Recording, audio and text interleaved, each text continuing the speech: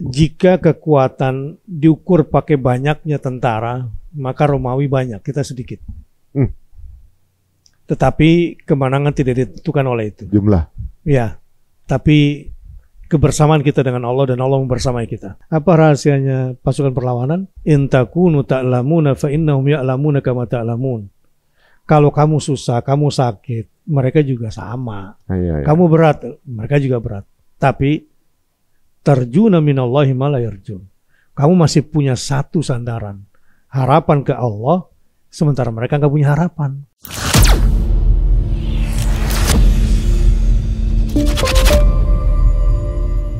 Dua tahun genosida di Gaza. Akhirnya Gaza sudah merdeka? Oke, ini sebuah pertanyaan yang mencuat. Tepat di kedua tahun kejadian 7 Oktober ada perjanjian damai yang dibuat. Tapi apakah ini sudah merupakan perdamaian di wilayah Gaza?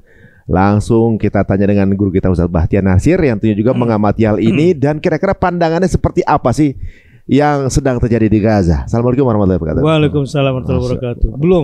Belum jawabannya, belum ditanya langsung jawabannya langsung belum aja. Jadi untuk informasi teman-teman, Ustadz kemarin waktu Sumut Flotilla, dari awal keberangkatan, pokoknya ini karena memang ya tim antum, anak didik antum berangkat semua kan. Ternyata antum juga ikut ke Tunis ya? Ikut ke Tunis. Ketemu teman lama, dubesnya Pak Zuhairi Misrawi. Ada di sana? Iya kan, Pak Dubes. Pak Dubes sana ya? Waduh. Terus sebelum kita masuk ke masalah Gaza nih, pendapat antum gimana pergerakan kemarin? Impact yang diinginkan apa sesuai dengan keinginan Sumut Flotilla ini? Dua tujuannya sampai. Pertama, berisik di tengah keheningan tentang genocide di sana. Berisiknya dapat. Dapat berisiknya. Yang kedua, fisik. Secara fisik kan memang target mereka yang nggak sampai ke Gaza, cukup di perairan antara Siprus dengan Gaza, dan kemudian melarungkan bantuan. Nah, ini yang belum sampai karena sudah diintercept, masih di zona kuning. Tapi secara fisik upaya itu udah sampai. Paling nggak kapalnya dibajak, diambil sampai sono. Tapi bukti sama dunia,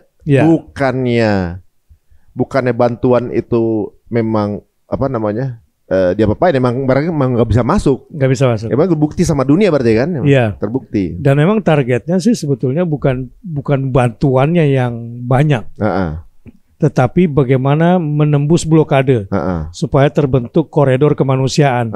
Itu sebetulnya awalnya. Sebab kondisi kapal juga nggak bisa memuat banyak bantuan.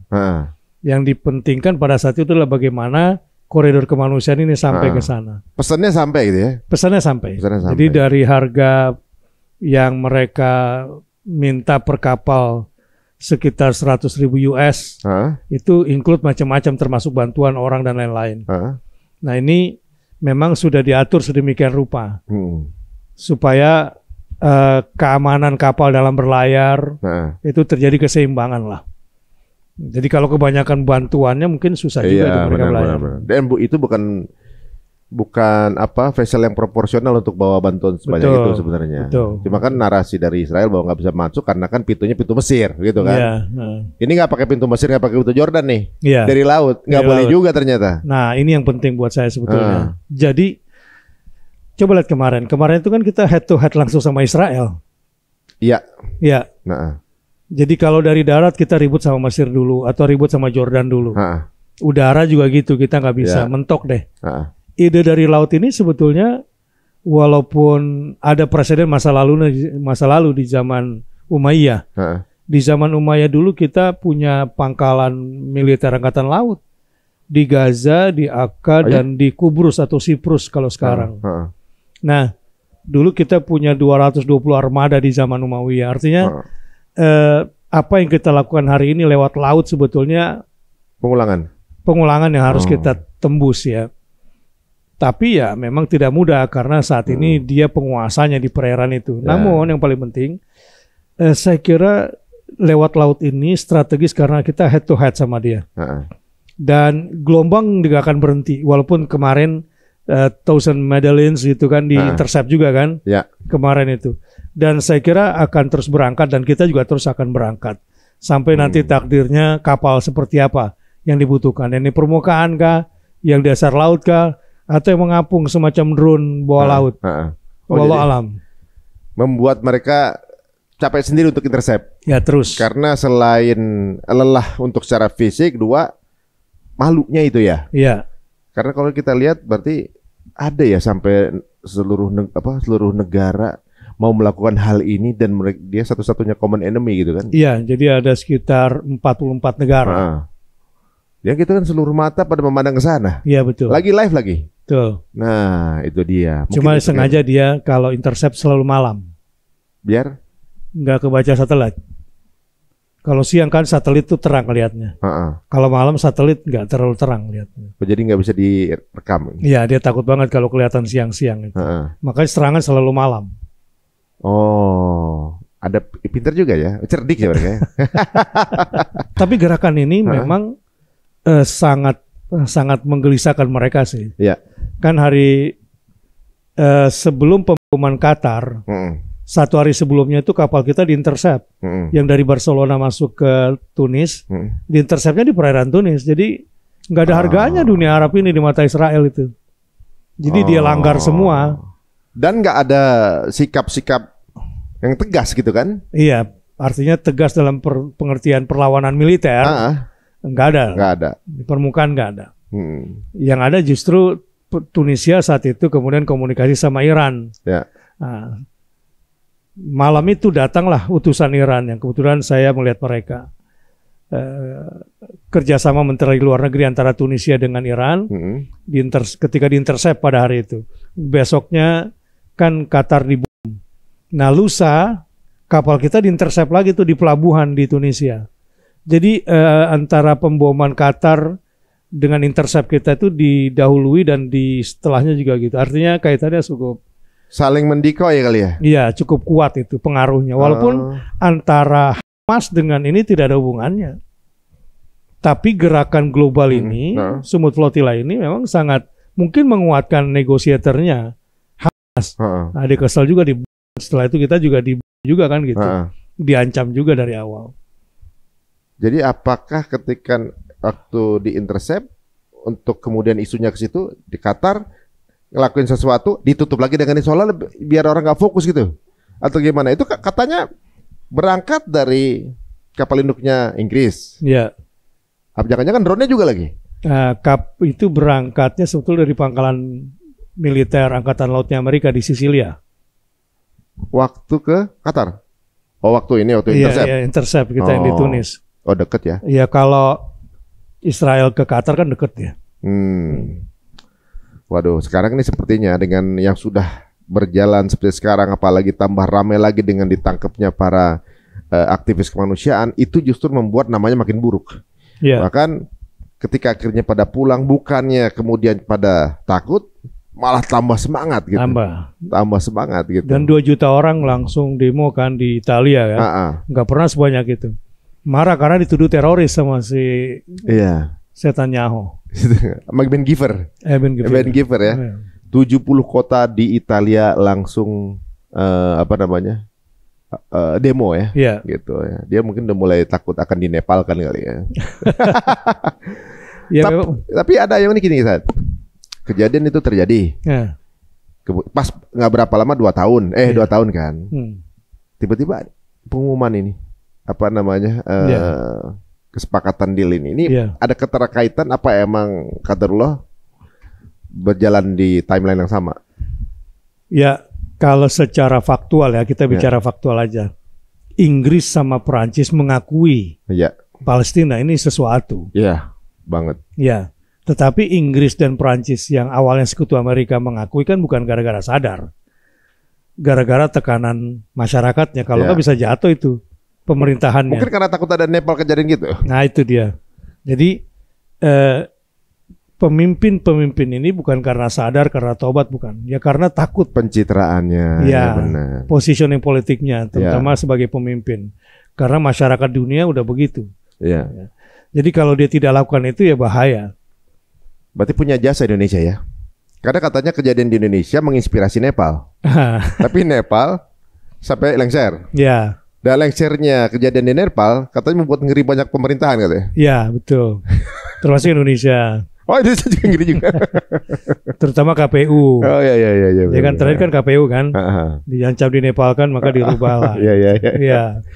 Cakep juga Nepal ya. Iya. Tapi memang ketika saya dengar bahwa Inggris mengakui Palestina, ini something sih, Ustaz. Karena Inggris gitu, kan yang kerok dia. Iya, dia semuanya dari awal. Dari awal dia ngakuin. Iya. Inggris, Australia, Perancis. Ya karena tekanan sebetulnya paling besar tekanan politik dari masyarakat. Iya.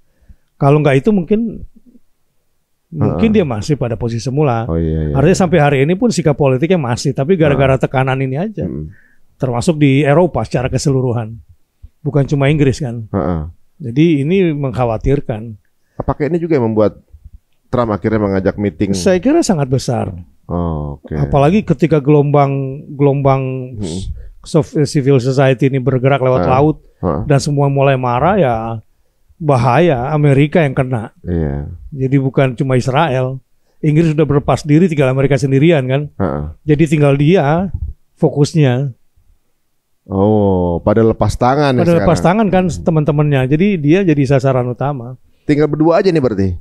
Amerika sama Israel. Iya benar kan. Ya artinya dia harus ngambil keuntungan dan rencananya mungkin dapat 2 keuntungan dengan Trumpis ini kan. Dia nggak jadi sasaran tembak semua.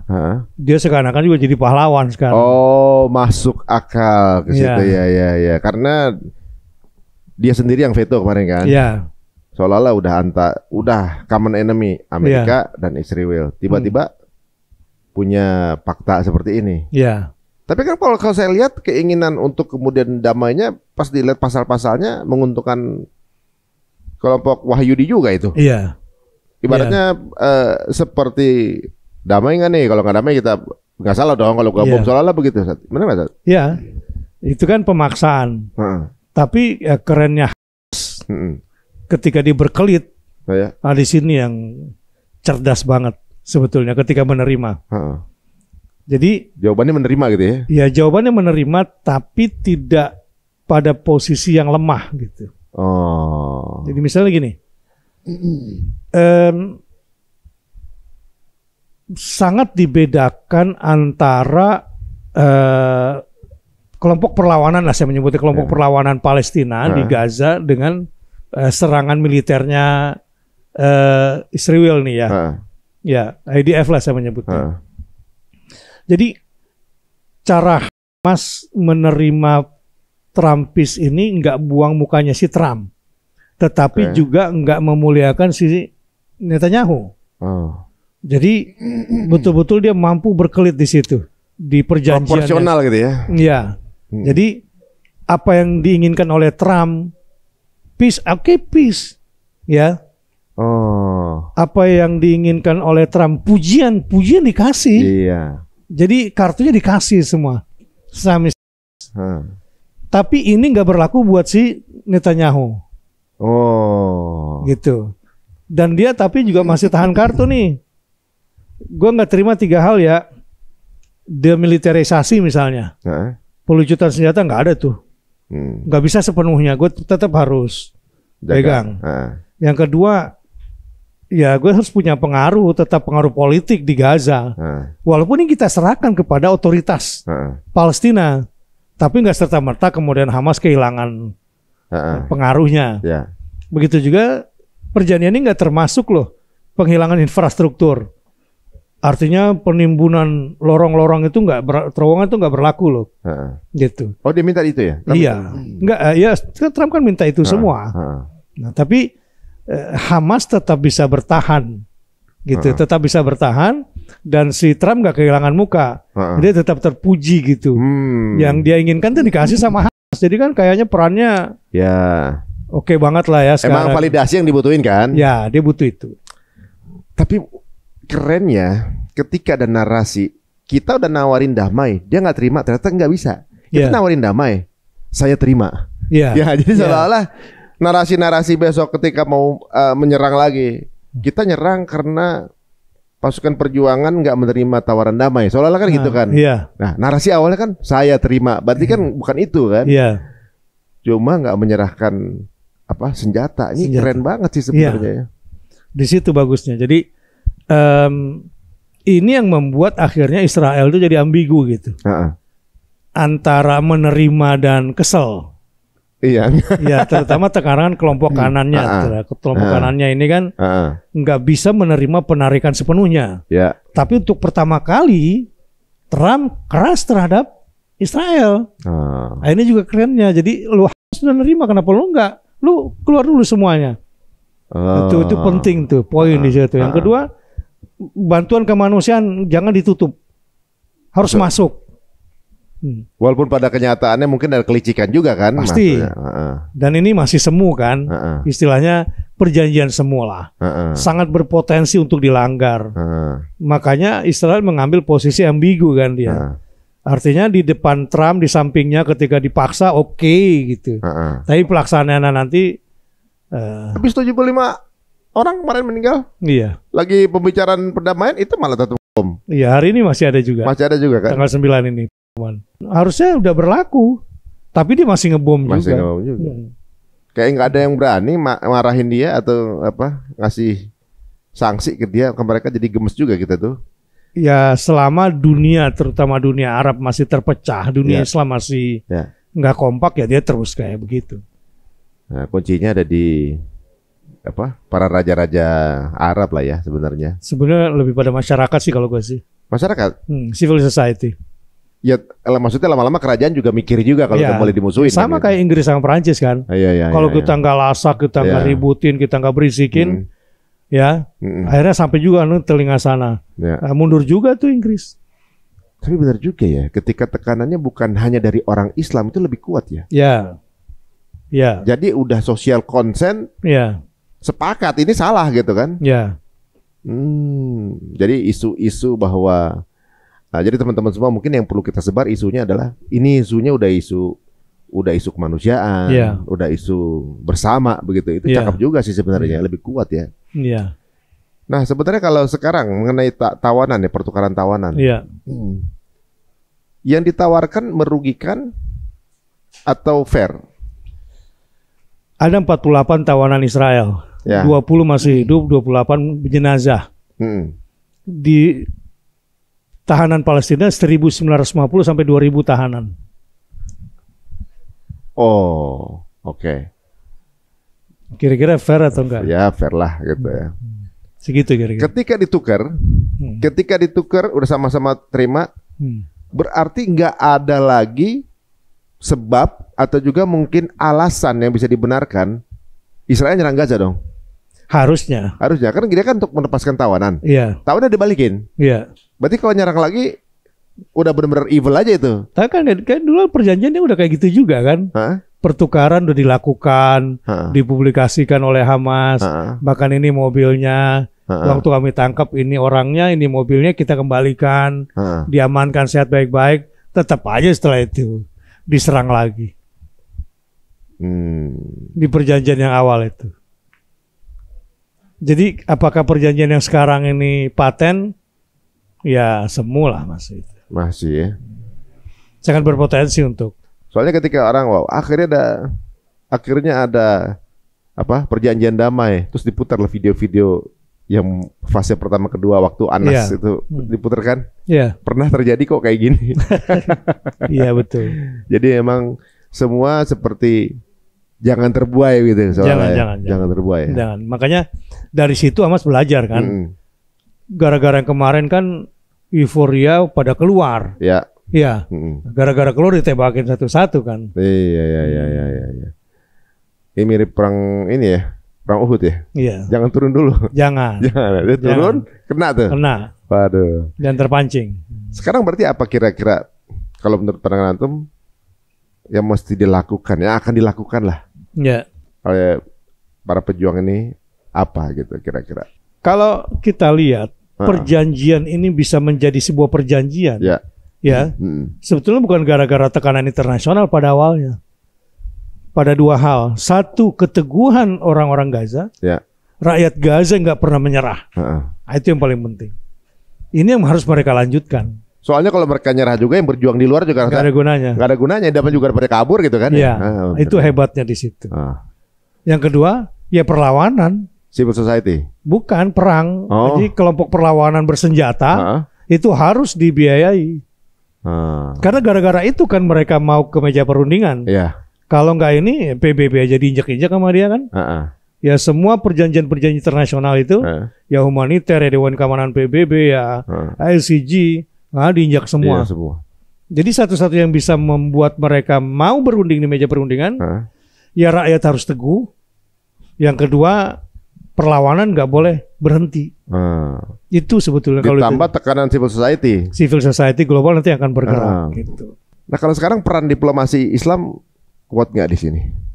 Saya kira sih upaya-upaya itu cukup besar ya. Kemarin misalnya di Qatar, memang serangan kan jadi ada 3 qimah namanya, summit. Summit. Lucunya sebelum terjadi qimah Dual Arabiyah wa Dual Islam, jadi konferensi mendadak kan itu ya. Tingkat tinggi antara dunia 22 negara Arab dan 57 negara OIC. Serangan Israel ke Qatar itu namanya Qimmatun Nar. Apa ya? Di sini Qimmatul Arabiyah, di sini Qimmatun Nar. Jadi puncak api. Atau puncak neraka. Puncak api. Orang menyebutnya ini Qimmatus Sifar. Menyebutnya apa ini perjanjian kosong, apa resolusi kosong dunia Arab. Ini versi orang ya.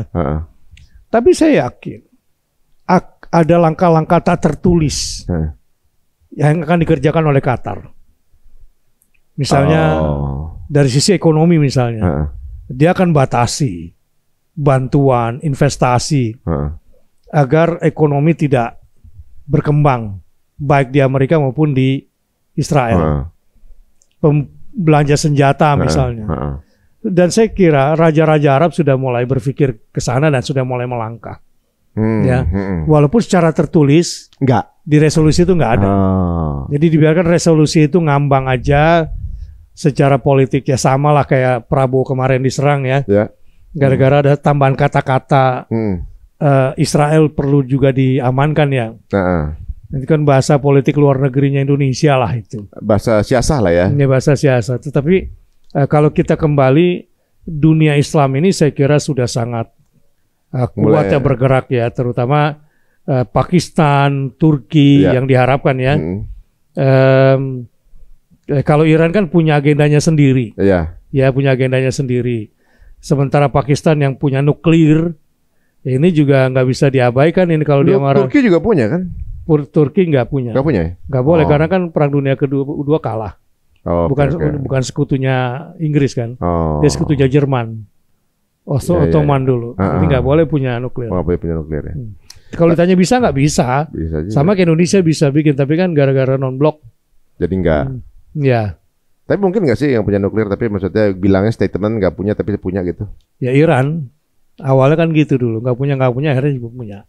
Karena ngeyel ngelawan terus, akhirnya sekarang berani dan boleh punya masih 60% kan. Nah, Iran kemarin nyerang Israel, ya walaupun sebentar, ya pasti ada bargaining itu, 2 bargainingnya. 1, gue dapat apa di Timur Tengah, 2 ada tambahan berapa persen nuklir gue, itu aja target utamanya. Sekarang kan baru 60%. Ya. Dia minta nambah tuh. Minta nambah lagi. Nambah lagi. Jadi padahal 60% ini udah bisa menjadi senjata nuklir. Jadi sebenarnya perang ini dagang juga ya?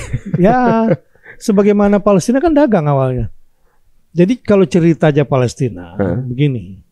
Inggris dan Perancis menangkan Perang Dunia Kedua. Untuk menguasai ekonomi dunia, dia lihatlah Palestina ini, pusatnya nih. Kalau kita kuasai Palestina, kuasai Teluk, kita kuasai dunia. Nah pertanyaannya, siapa yang mau tinggal di situ? Yang menguasai di situ? Ada nih kelompok yang ngaku beragama dan itu negeri yang dijanjikan. Dapat isu narasinya. Dapat narasi. Nah yang ini kemudian jual agama, yang sini butuh ekonomi. Jadi kapitalisme memanfaatkan agama. Itu kuncinya. Oh, si Theodor Herzl ini awal. Iya, Herzl. Yang baru keterbuka katanya dia ateis. Iya. Tapi pakainya isu agama. Isu agama. Jadi disinilah isu agama dijual sebetulnya kepentingan kapitalis. Kapitalis ya. Maka kita pun kalau ingin menguasai ini, ya harus berproksi. Iya. Dan mau nggak lu sebagai agama dikangkangin sama kapitalis? Atau sekarang kan dua kemungkinannya, kalau nggak kapitalisme ya komunisme, sosialisme kan. Di sini Islam kan. Jadi ada tiga kekuatan besar dunia sekarang yang sedang bertarung. Satu, kapitalisme yang masih bercokol. Dua, sosialisme komunisme yang ingin masuk berkuasa. Di situ ada Rusia juga kan. Ada Iran juga. Ada Islam. Tiga kekuatan. Nah sekarang Islam nggak kuat kalau perang sama lawan dua-duanya. Ya mau tidak mau harus ada proksi. Ada proksi. Tapi benar juga ya pandangan antum bahwa siapa yang menguasai Al-Quds itu adalah penguasa dunia. Iya. Romawi pernah nguasain Al-Quds dan saat itu dia lagi nguasain dunia. Iya. Waktu zaman Umar bin Khattab, Islam lagi nguasain dunia tuh pada saat nguasain Al-Quds. Iya. Ketika dikuasai Utsmani Al-Qudsnya, Utsmani lagi nguasain dunia. Iya. Sekarang dikuasai Israel, Israel lagi nguasain dunia. Iya. Oh jadi kunci untuk menguasai dunia tuh menguasai Al-Quds. Itu dia. Oh dia tahu kunci itu ya. Iya. Kita malah saya pribadi baru ngeh dari ucapan antum. Siapa yang megang Al-Quds itu nguasain dunia. Ya sebetulnya indikatornya gampang sih. Indikator politik, geopolitik, indikator hukum, indikator ekonomi. Ya memang menguasai itu jadi menguasai dunia. Dari berbagai sisi. Nah pertanyaannya sekarang ke depan. Islam, dunia Islam, tadi kan pertanyaan antum gimana nih kekuatan Islam? Ingin menjadi pemain di situ atau hanya menonton pertarungan antara kapitalisme dan komunisme sosialisme? Atau kita ingin menjadi pemain utama, berteman sama yang mana untuk menghancurkan yang mana? Atau kita mau jadi kayak si Zionis, jual agama diperalat oleh si kapitalis? Kalau saya pernah dengar ini ungkapan akhir zaman, katanya kita akan bekerja sama dengan salah satu sisi. Nah itu kan sama Nasrani. Nasrani untuk menghajar Yahudi. Nah, itu. Kalau dari teori akhir zaman. Mungkin aja tapi itu. Mungkin kejadian. Ya? Mungkin. Tapi kalau sekarang kan Cina lagi kuatnya dan lagi deket-deketnya. Itu kan teori akhir zaman nanti itu. Kalau sekarang ya itu bisa dijadikan sebagai model. Tapi kalau dunia Islam lebih dekat sekarang ke komunis. Sekarang. Yes. Karena dari sisi ininya lagi Nasraninya lagi dekat sama Yahudi kan? Iya. Sedangkan kalau Rusia dihitungnya Nasrani apa komunis? Ya sama kayak Cina. Jadi politiknya yang komunis, kehidupannya sebetulnya kapitalis. Kapitalis ya. Iya. Sebenarnya penduduk itu ateis sebenarnya. Iya. Kalau saya bisa bicara komunis kapitalis, ini sebetulnya kan bicara ideologi non agama ya, secara politik dan secara ekonomi. Misalnya gini, ketika Cina pemimpinnya bertanya sama rakyatnya, mau sedong misalnya gitu ya, mau cetung, kalian mau kapitalisme atau mau sosialisme atau mau komunisme, terserah, yang penting kami udah capek miskin. Ya kami nggak mau kelaparan lagi, udah 6 kali dijajah. Akhirnya diputuskanlah politiknya komunis, kehidupannya kapitalis. Jadi gini Mas Ari, sosialisme itu lahir setelah kapitalisme kan? Jadi ini kebanyakan duit jangan serahkan dong lu, bagi-bagi dong. Bikin pengaturan jadi kapitalisme. Ya. Kapitalisme awalnya setiap orang kan bertarung nih, lahirlah sosialisme. Nah, kalau orang itu sosialis tapi nggak punya prinsip kapitalis ya berbagi kemiskinan lah.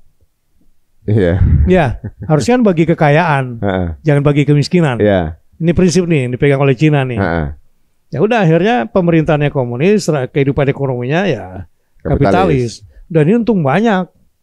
Contoh, kereta cepat misalnya di Cina. Ya karena pemerintahnya komunis, lu jangan jadi mafia tanah ya, gue sikat lu di sini. Ya, tapi dia juga mengambil keuntungan besar dari sini. Jadi bisalah dia bikin kereta cepat dengan keuntungan besar. Kalau Jakarta Bandung, tanahnya banyak mafia tanah. Dibisnisin lagi gitu kan. Mau ngebebasinnya aja udah berat. Makanya mahal. Oh ya. Ya. Nah, jadi ke depan di sini akan ada pertarungan. Nah, inilah kalau Mas Ari tadi tanya, jadi gimana nih dunia Islam? Harusnya sih Indonesia bisa jadi epicentrum kekuatan global, memimpin dunia Islam. Potensi itu ada sebetulnya. Ya, tapi ya kita harus bersatu dulu di dalam, perkuat ekonomi kita, pertahanan kita, gitu kan. Sikap-sikap politik kita juga mesti sabar. Lalu kemudian komunikasi dan membangun jaringan, kekuatan militer Islam, ekonomi Islam, politik Islam, gitu. Kalau pemimpinnya mau sadar ya. Kira-kira berapa tahun lagi kejadian? Ya itu takdir Allah lah ya. Tapi kan gini ya, kalau nggak tahu, bisa aja saya salah. Ketika Israel mengebom Qatar, ya, itu yang ally-nya Amerika mulai melek nggak? Melek. Ya kan, bahwa ternyata nggak garanti nih, jadi ally itu aman. Melek banget. Oh jadi melek kan? Melek banget, tapi dia nggak ngomong di resolusi ya. Oke. Dia nggak ngomong. Jadi ada hidden agenda masing-masing. Pasti. Contoh, ya dia main sama Cina, dia main sama BRICS, ya. Ini kan udah 2 kaki tuh diam-diam sudah.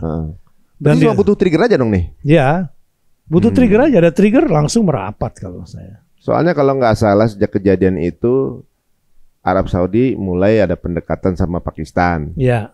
Terus kemudian kalau Pakistan terakhir sama Cina tuh waktu perang lawan India. Lah ya itu kan senjatanya dari Cina. Dari Cina. Kemarin kalau nggak salah juga ada latihan perang antara Turki sama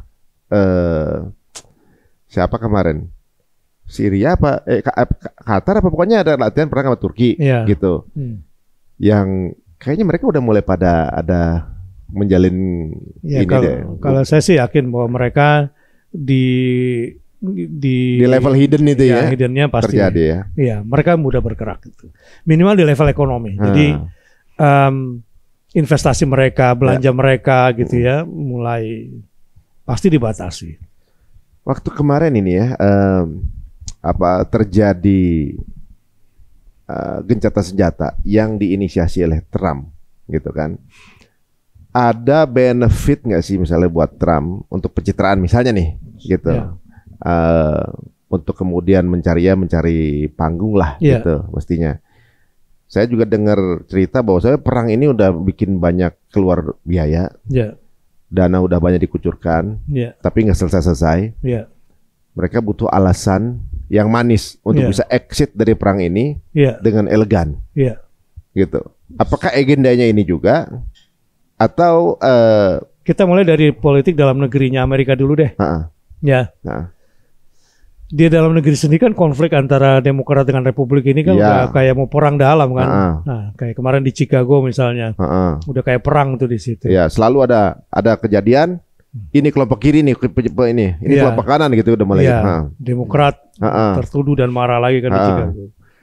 Jadi ini salah satu exit dia. Kemudian pro Palestina kan di Amerika juga semakin menguat. Ya, walaupun belum jadi di New York ya. Siapa Zoran itu belum jadi Mamdani belum. Tapi semakin menguat kan. Dan pernyataan tentang pro Palestinanya menghantam Trump juga kan. Ya, maganya tapi juga nyerang dia juga kan. Ya. Jadi di dalam negeri dia menghadapi persoalan besar. Jadi dengan adanya Trump peace ini kan naik namanya. Dan kepentingan dalam negeri dia otaknya Trump itu kan Amerika first kan. Amerika. Jadi cara melihat kita bagaimana berpikir dia, ya seperti itulah kita ikuti dulu. Untuk kepentingan Amerikanya. Nah, baru kemudian bagaimana agar hegemoni dia juga tetap ada dan nggak jatuh namanya setelah ditinggalin sama Inggris dan Perancis. Ini juga bagian bagaimana dia merekrut kembali nih teman-teman politiknya gitu kan. Ditarik nih teman-teman lamanya dulu gitu kan, dapat simpatik. Kemudian dia sebagai pribadi gitu kan, di mata internasional mau dapat Nobel kah, atau tokoh yang dia udah berhasil menghentikan perang di Afrika, perang di sini dia berhasil gitu kan. Itu selalu dia sebut-sebut kan. Nah, ini tambah satu lagi gitu loh. Kan ini dulu dia gagal.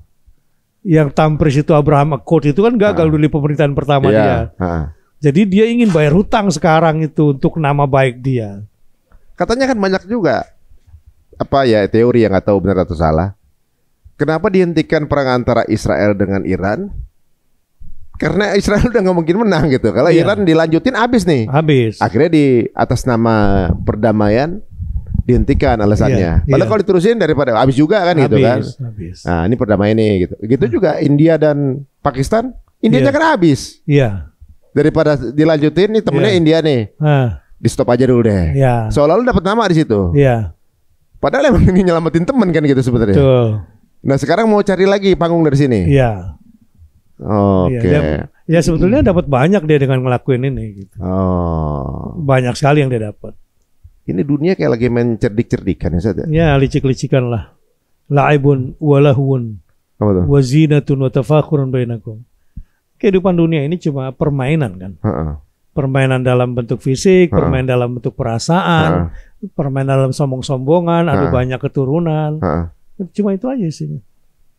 Jadi nggak masalah ketika pasukan perjuangan juga meliciki mereka. Iyalah, itu kan bagian dari perang. Al-harb khidah.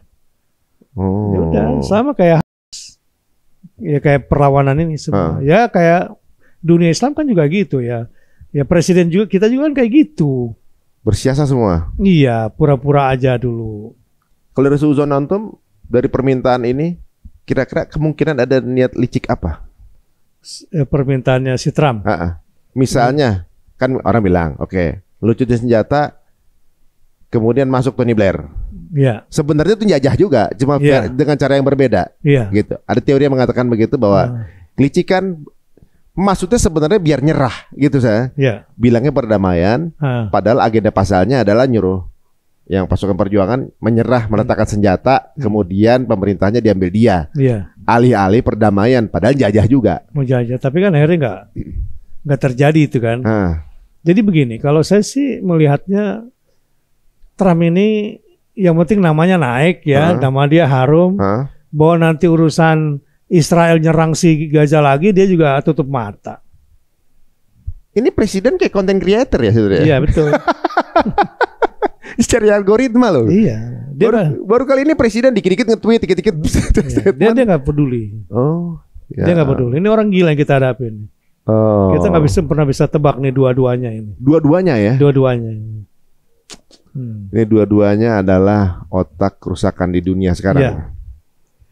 Nah kalau sekarang nih dengan adanya perdamaian, nanti bilang kan perdamaian ini bersifat sementara, bilang gitu. Kenapa?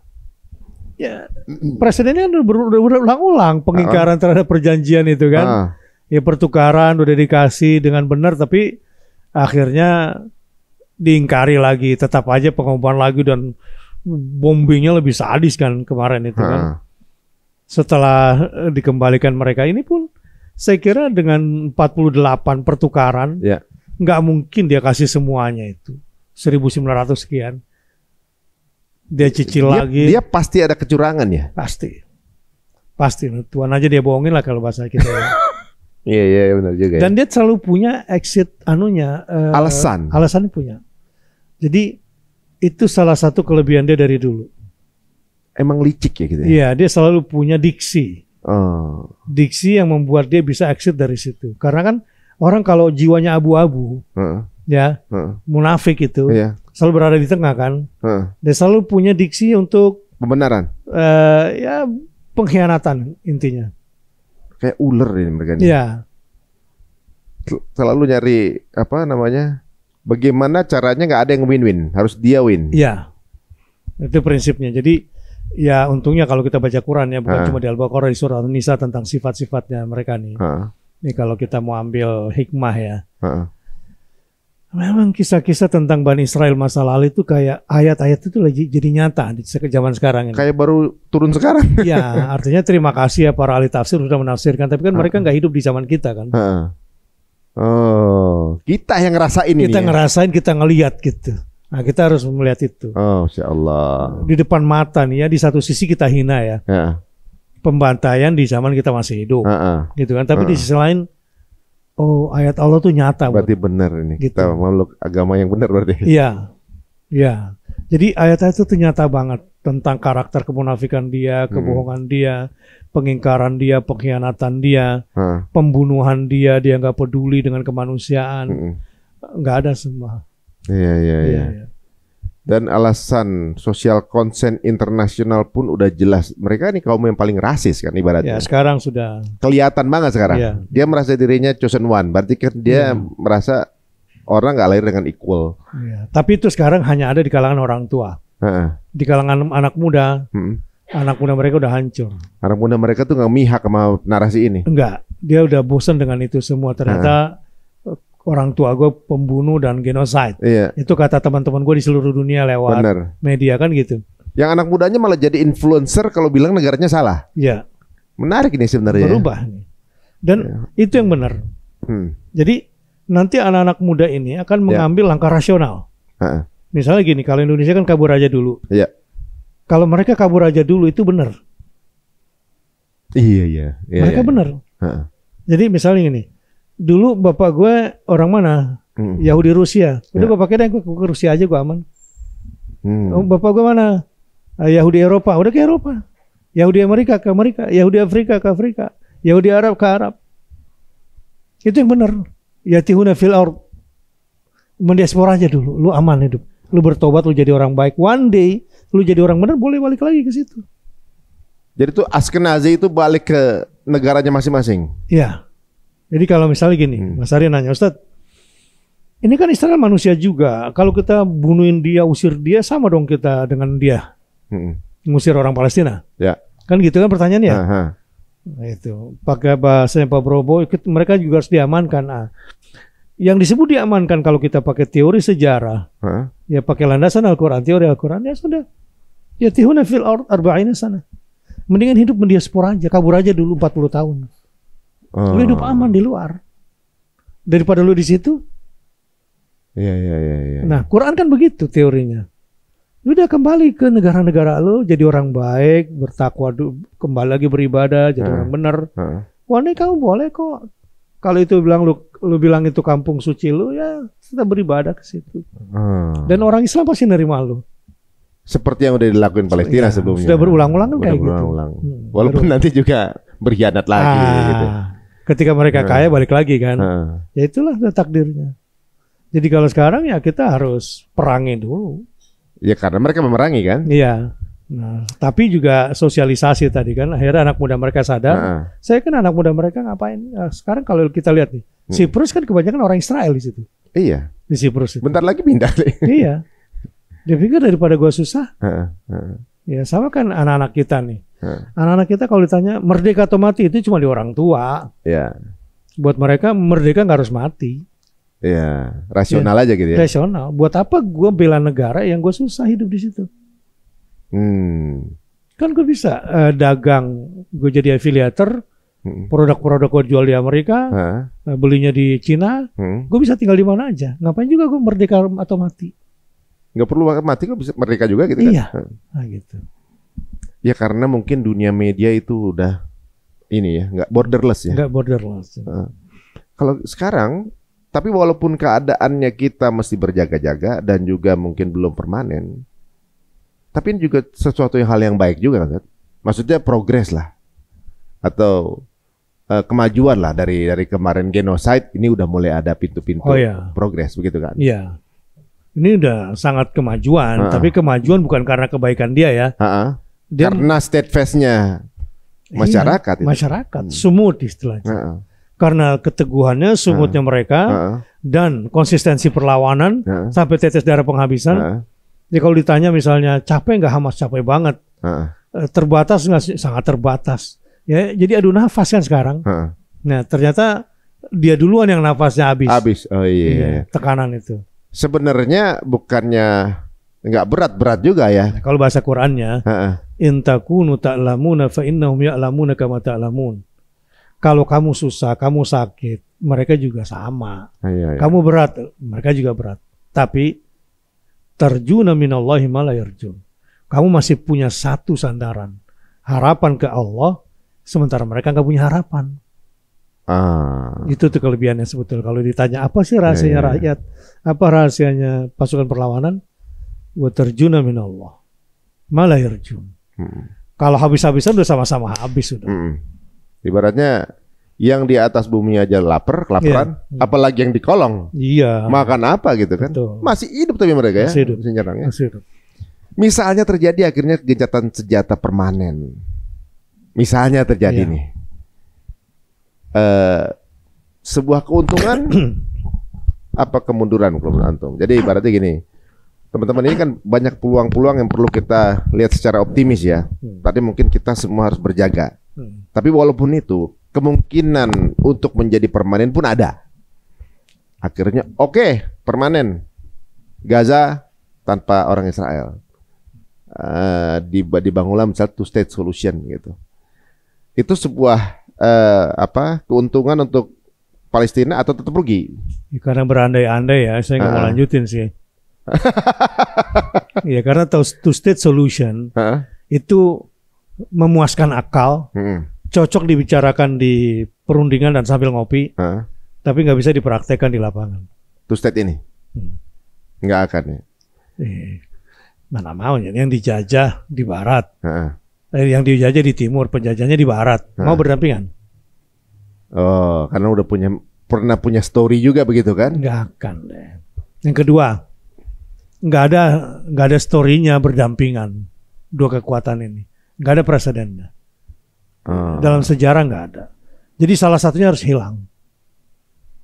Kan kayak dulu misalnya Korea Selatan, Korea Utara. Itu lain tuh kasusnya. Makanya ketika ada tokoh Indonesia ingin mendamaikan mereka pakai cara-cara Berlin, cara-cara Korea gitu ya. Ini bukan drama ini. Ini kaki langit yang bicara ini. Ini bukan soal etnik, ini bukan soal suku. Ini ideologi yang memang masing-masing sudah punya landasannya sendiri. Pegangan yang udah jelas beda gitu. Iya, hak batilnya itu beda. Nggak bisa kita melihat ini dengan persoalan-persoalan dunia lain, nggak bisa. Dia punya landasan teorinya sendiri, landasan ideologinya sendiri.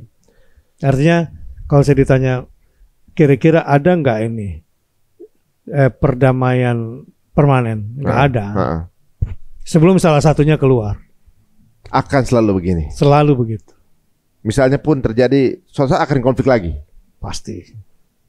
Posisinya pun sekarang nggak fair juga sih sebenarnya. Yang tadinya 100%, 1948 kan? Iya.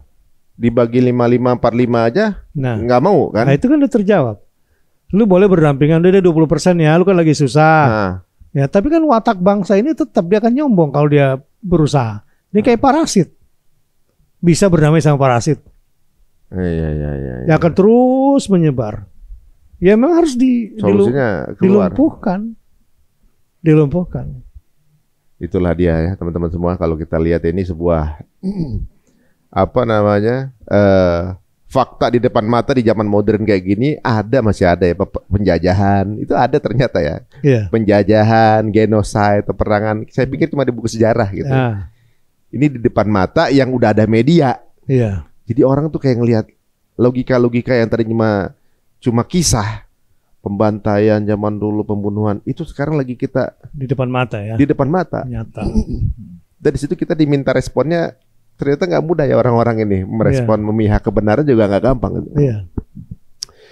Ya mudah-mudahan sih yang kita jalankan sekarang, yang kita lihat sekarang ini merupakan satu progres buat saudara kita yang ada di sana. Tapi saya dengar antum baru dilantik nih jadi Jati, Jalinan Alumni Timur Tengah Indonesia. Iya. Gitu. Ini gimana? Apa misinya? Ini kecelakaan juga sih ya. Maksudnya kecelakaan gimana? Ya teman-teman masih minta ke saya gitu mayoritas untuk mimpin. Ya saya pikir ada hal besar sebetulnya. Hal besar yang bisa kita kerjakan. Dan teman-teman udah sepakat. Ya banyak hal lah. Cuma intinya saya lebih fokus dulu bagaimana peran-peran keilmuan, peran-peran keulamaan, narasi-narasi yang membangun kekuatan bangsa, kekuatan umat, itu yang saya prioritaskan. Bahwa nanti punya efek politik, punya efek ekonomi, saya kira itu keniscayaan. Dan memang saatnya sih, setelah 70 tahun. Apanya? Islam nggak pernah pegang kekuatan politik. Saya pikir usia antum. Kan dari tahun 55 ya. Oh 55. Masyumi di apa? Bentar lagi. Iya. Tahun 55 kan kekuatan Islam dihancurkan kan? Iya. Ya. Dari tahun 55 sampai 2025. Oh, belum ada lagi. Nggak ada kan? Bahkan kekuatan politik Islam cenderung turun ya. Ya nggak? Di seluruh dunia kan. Kita bicara Indonesia nih. Indonesia dulu. Kekuatan politik Islam semakin baik atau semakin turun? Semakin turun. Tapi bukannya ada ormas-ormas? Nah, ya sekarang kita bicara ormas, pengaruhnya kan di sosial. Ekonomi gimana? Ekonomi syariah juga siapa yang memanfaatkan ekonomi syariah ini kan? Ya. Kita main di expo-nya aja. Gitu kan? Bukan lifestyle ya? Bukan. Nah, jadi saya pikir apa sih yang mesti saya kontribusikan sama teman-teman dengan keilmuan ini, dengan teman-teman alumni Timur Tengah dan dunia Islam? Ini kan karena mungkin jalan sendiri-sendiri kali ya. Iya. Kalau teman-teman kan gak usah dilakukan lagi deh soal dakwah, pendidikan ya. Udahlah itu dunia mereka lah, mereka ngejalanin itu. Indonesia terkawal lah sejak sebelum kemerdekaan sampai Indonesia merdeka, peran Timur Tengah di situ. Tetapi kalau kita lihat ke depan udah 70 tahun nih. Ya kita cuma jadi bancakan kan, cuma jadi bahan bakar kan. Untung aja kemarin peristiwa 25 Agustus tuh 2025 ini, Islam gak dibekalin kayak tahun 98, dikasih bambu runcing, ya. Jadilah Pam Swakarsa lawan Forkot apalah dulu itu. Jadi perang saudara ya? Iya perang saudara 98 sampai sekarang kan nggak lebih baik. Untung umat Islam nggak terpancing, nggak mau masuk dalam rekayasa kemarin. Kita fokus saja bangun bangsa ke depan. Saya kira ini sebuah tanda-tanda baik ke depan. Udah harus dimulai. Iya. Di sektor apa aja yang mesti jadi? Saya pikir sih yang related gitu. Sebuah organisasi itu dianggap sukses kan dilihat dari sisi relevansinya kan. Alumni Timur Tengah. Apa sih bidang mereka? Ya keilmuan, ya keulamaan yang pernah mereka pelajari di dunia-dunia Islam. Tapi nggak bawa adat istiadat mereka ya, adat budaya kita tetap Indonesia, tetapi dengan nilai-nilai Islam, dengan ilmu dan keulamaan itu mesti mereka lakukan. Dan kedua dari sisi spiritualitas dan moralitas yang jadi persoalan di Indonesia saat ini. Apalagi kasus pesantren lah, kasus inilah, aduh, yang belum selesai juga. Belum selesai kan ribut nih, jadi itu juga pukulan sih buat saya juga pukulan gitu ya. Ya kita masih punya persoalan dari spiritualitas, moral, korupsi misalnya. Nah, ini juga kan pendidikan. Kita nggak bisa cuma marah kan. Nah, bagaimana nih membangun kembali gitu moralitas yang runtuh ini. Ini kan tugas kita juga. Belum lagi masalah rumah tangga dan perceraian, ya, pendidikan anak-anak. Ini masalah-masalah besar yang menjadi tanggung jawab kita ke depan. Wah, ternyata diangkat jadi ketua bukan mudah ya, malah banyak PR. Iya, itu kan ditugasin ke kita nanti. Waduh, ini mungkin akan jadi legacy ya. Minimal ada yang memulai dulu untuk kemudian men-trigger ya. Mengkoordinasi mereka yang sudah memiliki ilmunya yang mungkin bisa diterapkan di masa yang akan datang. Tapi teman-teman semua, sebelum beliau menjabat jadi jati, beliau juga ibaratnya menjadi amirnya Sumut Flotilla Indonesia untuk kemudian ikut berangkat ke sana. Dan alhamdulillah teman-teman semuanya yang menonton acara ini atau juga yang menjadi follower dari Instagram kita, bahwa ternyata teman-teman juga punya andil di sana. Jadi teman-teman juga ternyata walaupun cuma lihat berita yang segala macam, ternyata ada peran teman-teman ikut berangkat ke Sumut Flotilla. Apa yang terjadi di sana, mudah-mudahan teman-teman juga mendapatkan pahalanya. Karena apa? Karena yang teman-teman titipkan ke kami titipkan ke Ustadz. Ya, melalui Zakatin Gaza. Dan Mas Ari satu lagi. Kita punya Global Peace Convoy. Indonesia. Jadi kalau kemarin itu Global Sumut Flotilla penggeraknya adalah teman-teman Eropa yang non Muslim, yang kaum buruh. Saya berharap ke depan ada gerakan yang diinisiasi oleh Indonesia, dunia Islam. 4 negara, Indonesia, Malaysia, Turki, dan Pakistan, kalau itu bersatu saja, itu goncang. Dan itu Global Sumut Flotilla kemarin, source biayanya kebanyakan dari dunia Islam. Apa aja tuh? Misalnya kayak kapal nih. Kapal, uang, apa semua dari kita itu. Yang nongol profilnya mungkin orang-orang Eropa. Kalau nggak ada dana dari kita nggak bergerak deh. Dari Turki, dari Malaysia, Indonesia bisa bergerak itu. Maka mereka terima kasih banget. Katanya Indonesia ngirim berapa kapal tuh ya? Iya, ya? kita. Jadi hardware-nya kita siapin. Iya, dunia Islam yang nyiapin. Ya. Tapi kita prioritaskan mereka yang wajah-wajah bule lah berangkat. Karena kalau berurusan dengan wajah bule tersebut, berurusan dengan negara masing-masing. Iya, negara masing-masing dan ya Israel masih berhitung lah gitu. Ya, Insya Allah. Jadi harapannya ke depan ini kan memang nggak bisa kalau kita nggak bisa ngarepin mereka. Mas Ari, apa bedanya sebuah gerakan relawan berdasarkan ideologi dengan tidak berdasarkan ideologi? Hanya semata-mata kemanusiaan. Apa sih cita-cita mereka? Dicatat oleh sejarah kan paling tinggi. Iya. Bisa aja validasi. Ya. Kalau kita kan pengen masuk surga. Iya. Jadi dengan semua tantangan. Kadang nggak dikenal juga nggak apa-apa. Nggak ada masalah. Tiba-tiba hilang atau tereksekusi atau nggak nyampe karena meninggal di jalan misalnya. Iya. Nggak masalah. Nggak masalah buat kita. Maka Masya Allah. Dari awal kita udah yakin bahwa udah kita support aja dulu ini kebersamaan kita sama dia. Tapi kita udah ukur sampai mana batasnya. Ada batasan-batasan tertentu yang kita nggak bisa lewati. Ya, yang kedua, masalah kepemimpinan gerakan nggak bisa lah. Inna mawalikumullah wa rasuluh walladzina amanu alladzina yuqimuna as-shalah wa yutuna az-zakah wa muraki'un. Pemimpin kamu itu haruslah Allah, Rasulnya dan orang beriman. Orang berimannya pun orang yang sholat, zakat dan tunduk pada Allah dalam kehidupannya. Jadi nggak bisa kita nyari kepemimpinan pertarungan. Iya. Kepada yang kriterianya nggak terpenuhi. Benar.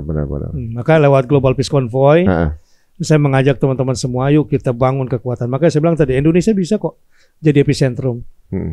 Kapal pinisi kita lebih kuat daripada kapal fiber mereka. Ya, Indonesia udah bisa. Iya, dan Indonesia bisa bikin kapal bagus kok. PT PAL udah luar biasa, mumpuni ke depan. Jadi nanti kita bareng sama Sari. Jadi kita dari Priok ke Surabaya, ke Aceh, ke Maldives, Laut Arab, tembus Tursan Suez. Kalau dilarang sama Mesir ya udah sampai situ aja dulu. Minimal udah ada. Iya, tapi mana tahu buru-buru Mesir kemudian kayak tahun dulu Indonesia merdeka tahun 45. Buru-buru di sana yang dukung kita nanti. Kalau walaupun pemerintahan yang nggak setuju, sama kayak di Italia kemarin kan. Berapa ribu ton kontainer barang Israel ke Italia nggak bisa keluar. Padahal pemerintahnya nggak ada masalah, tapi buruhnya nggak mau ngangkut, buruh nggak mau kerja selama ini produk Israel. Jadi kita kerja aja terus. Katakan nanti kita di bendung di Tursan Suez sama Mesir, kita tinggal kontak buruh di sana.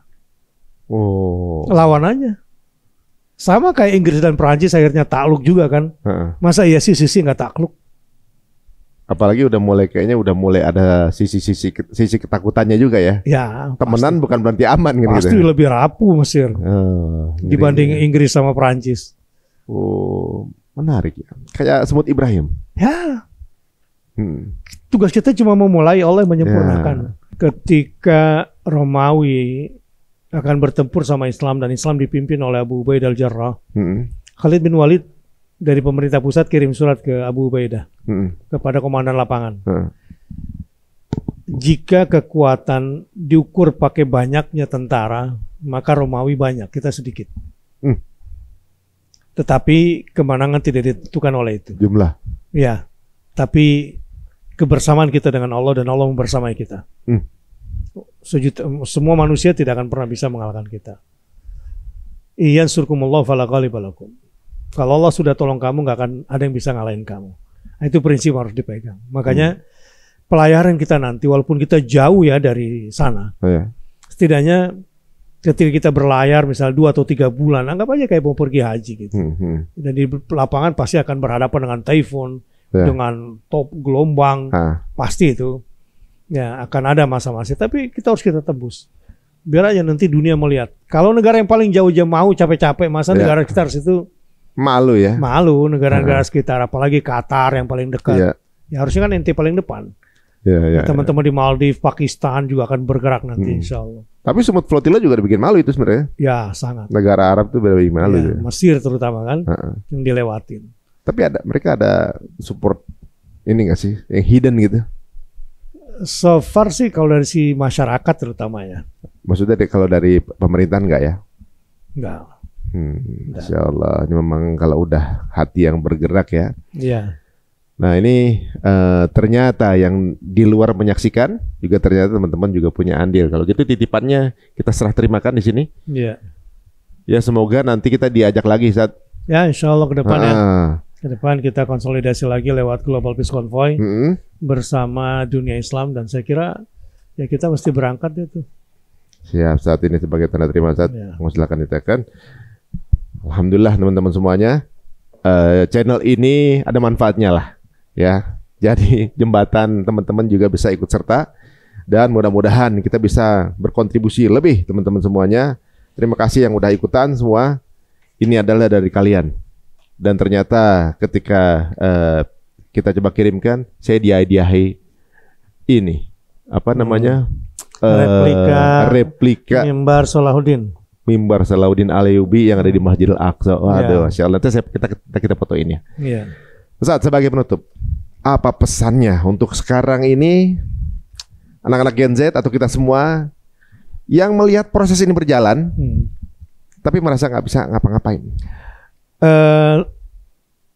Sahabat-sahabat Gen Z, usia saya hampir 60.